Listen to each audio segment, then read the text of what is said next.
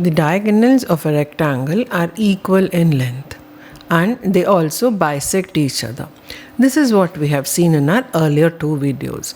In this video, let's explore if the diagonals are perpendicular to one another. Now, before we go into the formal proof, let's just see what happens if the rectangle which I have selected is made lengthier, that is the length is really longer than the breadth of the rectangle. Now let me draw the two diagonals. So in order to prove that they are perpendicular, we'll have to see if the angles formed by the two diagonals are 90 degrees. So we'll have to check whether this is equal to 90 degrees. Now look at this white angle and look at this red angle. Leave alone 90 degrees. Do they look equal? They don't. This angle, the angle which I have marked in red, is definitely smaller than the white angle. And only if you can prove that they are equal, then we can say that angle in a straight line is always equal to 180 degrees. So they sum up to 180 degrees, right? So if the angles are equal, then we can say that they are perpendicular.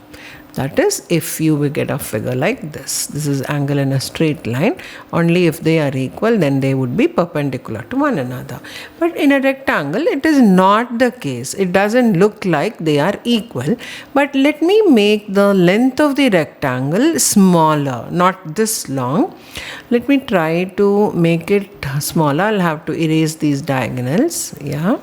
And see if I am making the length as much as the breadth, almost equal to one another. It looks like a square now, isn't it? So now if I draw the two diagonals and if I look at the angles, so this is one diagonal and this is the other diagonal. Now if you check the angles, they seem to be equal.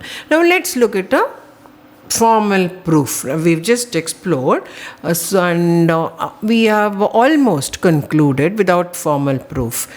Through our intuition, we have concluded that the diagonals of a rectangle cannot be perpendicular unless it becomes a square. But let's look for a formal proof now.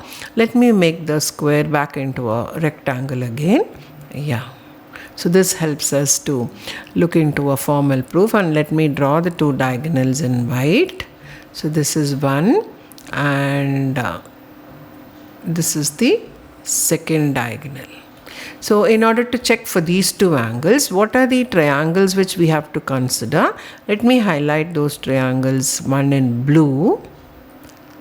And we'll have to take the adjacent triangle, right? Only then we can compare the two angles where I have marked two dots. We'll have to take the adjacent angle. So let me take the adjacent angle in green color.